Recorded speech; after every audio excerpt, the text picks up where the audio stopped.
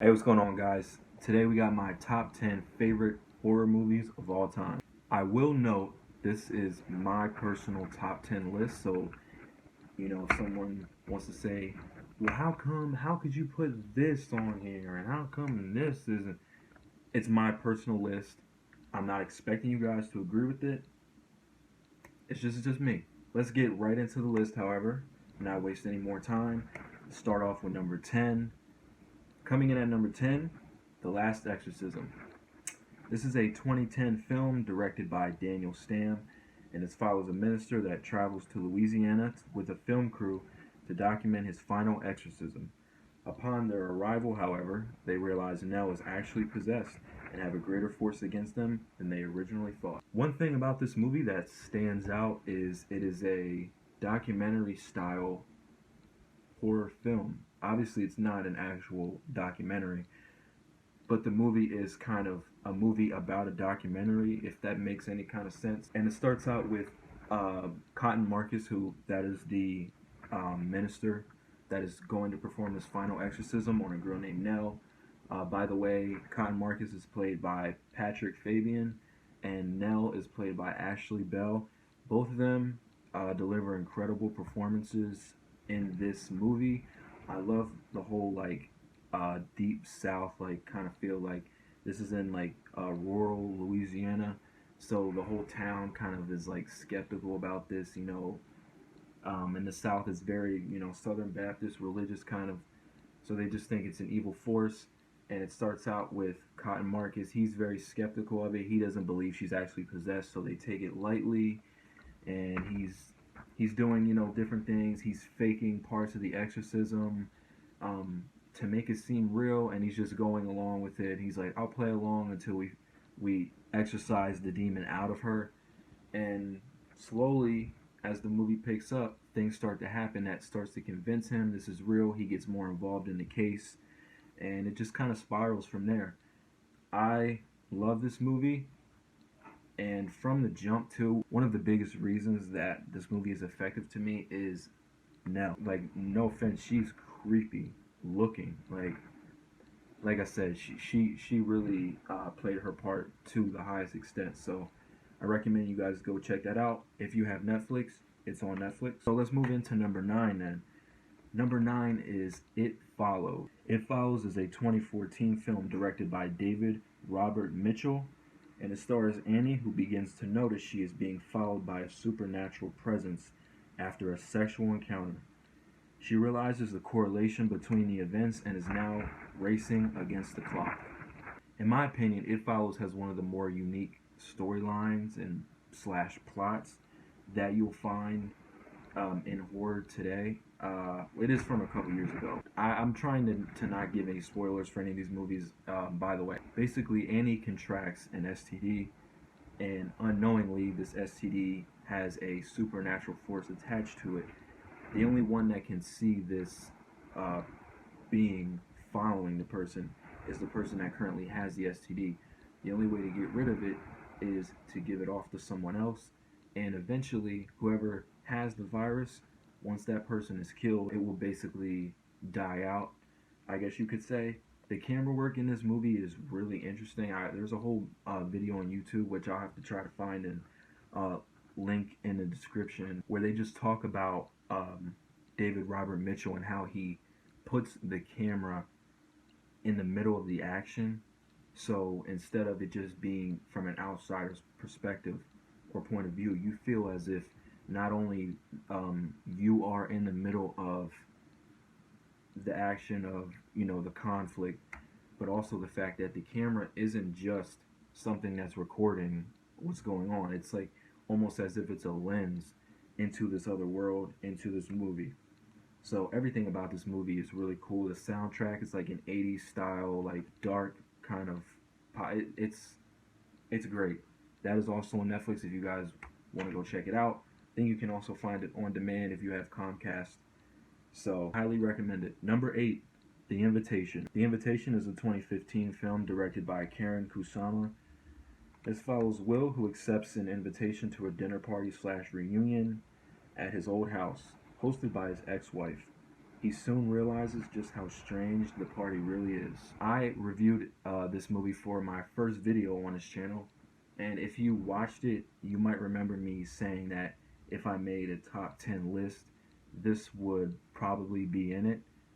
Here we are. One of my favorite things about this movie is the fact that it feels like the entire movie, the entire film is one big moment of rising action.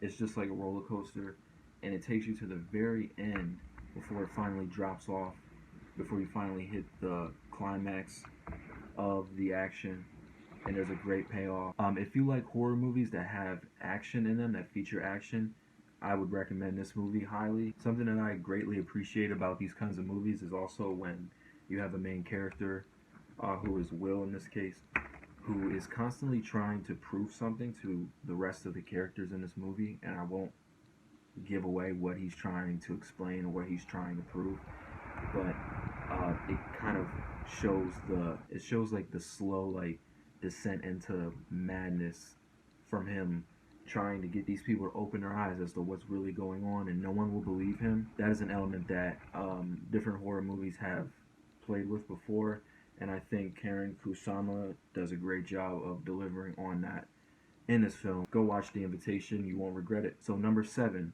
we got a throwback for number 7. Children of the Corn. This is a 1984 film directed by Fritz Kirsch. After running over an already dead person, Bert and Vicky are lured into a cornfield in Nebraska, which happens to be home to a whole lot of evil. As far as storylines, plots, premises, just overall ideas for movies, I know this was a novel by Stephen King. The idea of this is just so cool to me and so interesting. Like, it's one of those where it's like, I wish I could have thought of this, because I'm just fascinated by the storyline. So it's just, a young couple that's driving through a part of Nebraska, and they're trying to find a certain road. Basically, the roads just keep leading them back into a huge circle, and they keep looping around to where they just started from. They end up, like I said, running over some kid who they realized was already dead by when they actually hit him. And they somehow get lured into a cornfield, and from there, they stumble upon something unprecedented, I guess you could say. If you don't know what's in a cornfield, the title should pretty much explain what it is. So, I recommend just watching this. You can tell it's from the 80s, it is a little dated, but I think it holds up. The only problem I have with this movie, and if this was a little bit different, this probably would have been one of my favorite movies of all time. I'm not a huge fan of the ending. It wasn't a bad ending. It just definitely could have been better. It could have been more effective. But besides that, the rest of the movie, I love. Number 6, Oculus. Oculus is a 2013 film directed by Mike Flanagan. This follows Kaylee and Tim, who travel back to their childhood home in an attempt to destroy a mirror they believe to be evil, this being the cause of their family trauma. So one of the great things about Oculus is, I think, when you can take a storyline that, because I'm going to be honest, like, if you haven't seen this and you just heard me say, like, that little intro to what it's about, it sounds kind of stupid. It sounds like it's a weak storyline, like they're trying to break a mirror that's evil. But wow, I mean, Mike Flanagan, this is a guy who is known for doing a whole lot with, like, not, super huge budgets. He just has a good eye and a good knowledge of what horror should be. He's directed Hush. He directed Doctor Sleep, which just came out in 2019. So this guy knows horror. He is a very smart, intelligent filmmaker, and he doesn't disappoint with this. I saw this when it first came out in theaters back in 2013, and I really liked it. And then I remember liking it, and these last couple years I've rewatched it a couple times. I really appreciate it to the point to where, like I said, it's in my top 6 favorite movies of all time. Don't let the storyline fool you. There is a lot to this movie, and the only small issue I could find with it is maybe the amount of flashbacks. But at the same time, I think the flashbacks are kind of necessary because it does help explain the storyline. It does help explain more of like the hidden meaning, underlying theme of what the mirror is. So if you haven't seen Oculus, go check it out. Okay, here we go. Top 5. Coming in at number 5 is The Babadook. This is a 2014 film directed by Jennifer Kent. And this stars Amelia, who tries to cope with the death of her husband while raising her son all by herself. They end up not being alone after all and are accompanied by something truly evil. If you have seen this trailer, or if you maybe look at the pictures or talk to someone who has seen this movie but didn't really understand it, it might seem like, so what? She reads a bedtime story to this kid, and since she read a bedtime story, now their house is haunted. Like, it might not make a lot of sense. It might seem kind of shallow, but trust me when I say psychologically, mentally, this movie is disturbing. It's beautifully shot. Top notch as far as the acting. Essie Davis, who plays Amelia in this movie, is amazing. She's outstanding. And actually, the kind of a side note, you can actually buy the book, like the book that's actually in the movie. You can actually buy it as kind of like a collector's piece, and I really want that. I should look on Amazon, as a matter of fact, to see if they have it.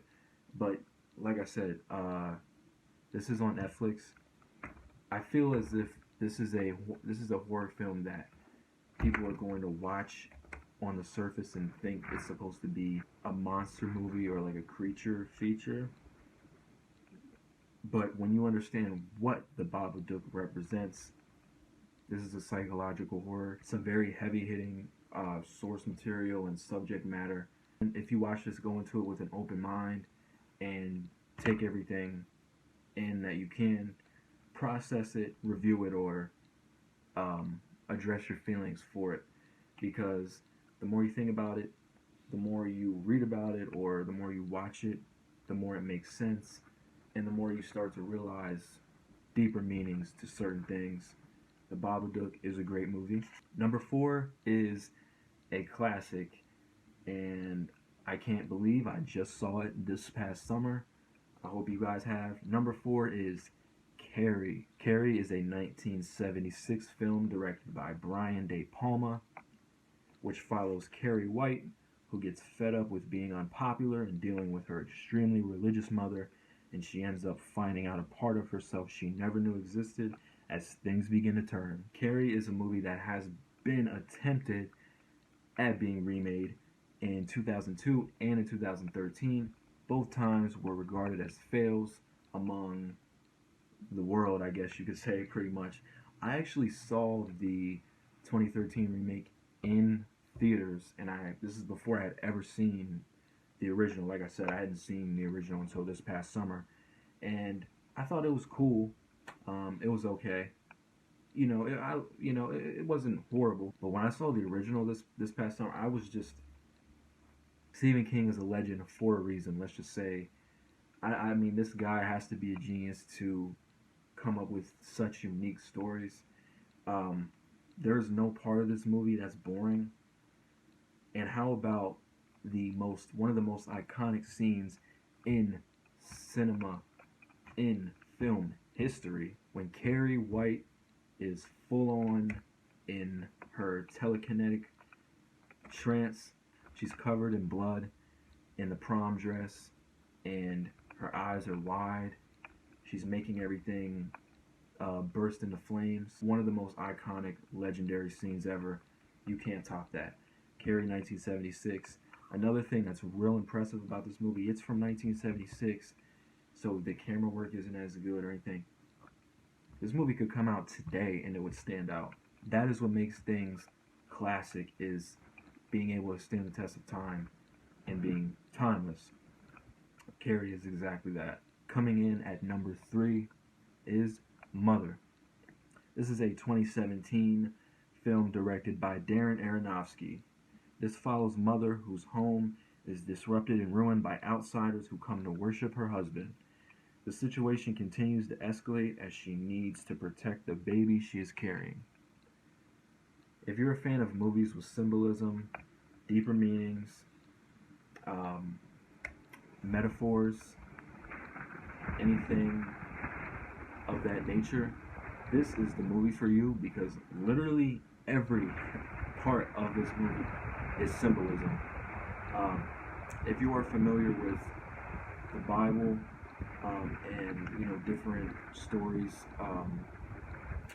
in the different stories regarding Christianity, then watching this movie you'll probably be able to pick up on a lot of things. Not to give anything away, but when I say everything represents something, I think that's the best piece of advice, or that's the best thing you could tell anyone going into watching this movie, because it helps a lot. And once you realize what the overall concept is of this house that they are in, I think that explains a lot about all the other characters and certain events happening. If you are easily offended, and if things get to you, maybe think twice before seeing this movie, because there are some graphic things that take place. But overall, it's worth it. Jennifer Lawrence plays Mother. She is amazing. Darren Aronofsky once again delivers. I love the camera work in this movie. There's very little to no soundtrack. There are sounds in this movie, but as far as music, as far as soundtrack, there's pretty much none. And I think that's also impressive, because if you're able to create scares with and not really use a whole lot of sound, once again, that's just another plus to add to this movie, another impressive fact. So I would go check out Mother if you haven't seen it. This is one that is kind of split down the middle. A lot of people don't like it at all. A lot of people love it and they think it's a masterpiece. I'm definitely on the latter side. I think this is an amazing movie and I love it. So here we go. Number 2. Coming in at number 2, Sinister. Sinister is a 2012 film directed by Scott Dickerson, and this stars Ellison Oswalt, who is played by Ethan Hawke. He moves his family into a house where gruesome murders took place years ago.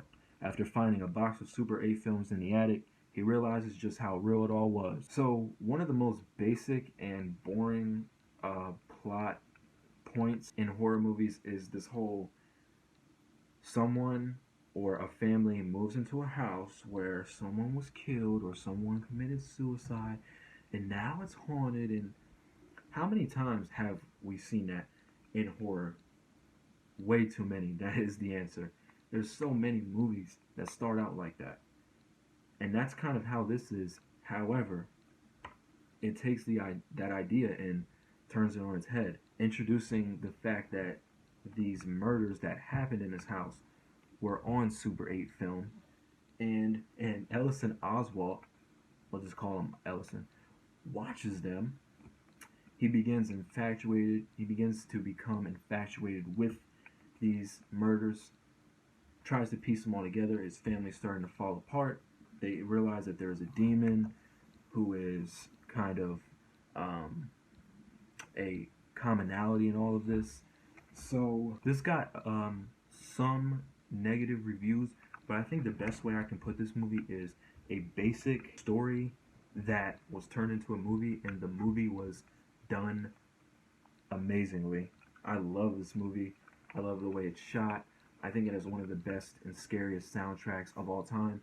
If you've seen the movie, when he puts in the barbecue, family barbecue tape and watches that murder, or those murders, that song, you know what I'm talking about? Yep, that haunts your dreams. So if you haven't seen Sinister, please go check it out. And last but not least, number 1. If you know me personally, you should already know what it is. If you don't, number 1, Hereditary. Hereditary is a 2018 film directed by Ari Aster. This follows Annie, played by Toni Collette, who attempts to keep her family together after the death of her mother. All the while, there is a greater force at work that is truly the main concern for the family. Hereditary is, in my opinion, the best movie I've ever seen. I'm willing to argue this with anyone. The reason why is because when it comes to horror, the number one thing that is important, because obviously you're trying to scare your audience, you're trying to scare your audience, you're trying to unsettle them, you're trying to scare them. Just to put it simply, there's a couple of things that you have to be able to do in order to scare them. Number one, you can't be predictable, because if they know what's going to happen, they're not going to be scared. Number two, you have to be. This is kind of like being not being predictable, but kind of different. You can't be too traditional, and you can't be too kind of a wow factor in these scares. So going places with showing certain things, certain gruesomeness or gore that shell shocks people will really have them scared. And last but not least, they have to be intelligent scares. You can't just have the most boring, these you can't have like these movies that these big production companies put a lot of money behind. They don't put any effort or passion into the storyline or the scares. They just put in a couple jump scares, turn up the volume really loud, and they think that makes a good scary movie. No, these are well calculated, well thought out scares that have to do. They go along with the storyline. Everything about this movie is well thought out, geniusly put together by Ari Aster. Also, if you haven't seen Midsummer, go see that. That movie's great too. Very long, but worth it. But Hereditary, there's so much story, and there's so many things to like unpack with the movie, that it's one of those movies that you watch this and it's not just, oh, a month from now, hey, I watched Hereditary a little while ago. Oh, I saw that movie, yeah. And then after your conversation is over, you don't think about it. You never think about the movie until it's brought back up into conversation. That is not this movie. After you watch it, you'll be thinking about it. A month from now, you'll be thinking about it because of the way it's constructed, how great the script is. There's different things you're trying to still figure out, or there's different things you're putting together. You're remembering a certain scene. If you've seen it, you know what I'm talking about. That's burned into your mind. That's highly disturbing, and you're just in shock at what you just saw. The only thing about this movie that has been kind of negatively reviewed, but is the ending. A lot of people say the ending really could have been better. I personally, when I first saw this movie, I agreed. I said the ending was drawn out, and it was a little confusing. It was a little much. I think if they would have kept it a little simpler, it would have been the perfect cap to the movie. Since I first saw it back in, I think, June, I've watched it three or four more times. Every time I watch it, I like the ending more and more. And I think it's because I understand the story more, and I'm more well versed into what's going on. It makes me appreciate the greatness of this story. Every single actor, every single character is believable, is great. The entire time you're watching this family dynamic fall apart between Annie, who is the mom, Peter, who is the son, Charlie, the daughter, and Steve, who is the dad. You're watching their family fall apart, and you can just feel it. You can just feel the unsettling, deep darkness that has overcome this family, and the fact that there is a greater force at work against them. I'm going to try not to give out any spoilers. I also figured, since this is my favorite movie of all time, and since I was reviewing my top 10 favorite movies of all time, I should wear this shirt for the video. If you guys can see what it is a Hereditary shirt. This is Peter. So hopefully that isn't any kind of spoiler if you haven't seen the movie. If you have not seen Hereditary, highly, highly, highly advise you to go see it. That's my favorite movie of all time. This has been my top 10 favorite movies of all time. Hopefully next week, or maybe even at some point this week, I'll be coming at you with a review of The Grudge or a review of a different movie.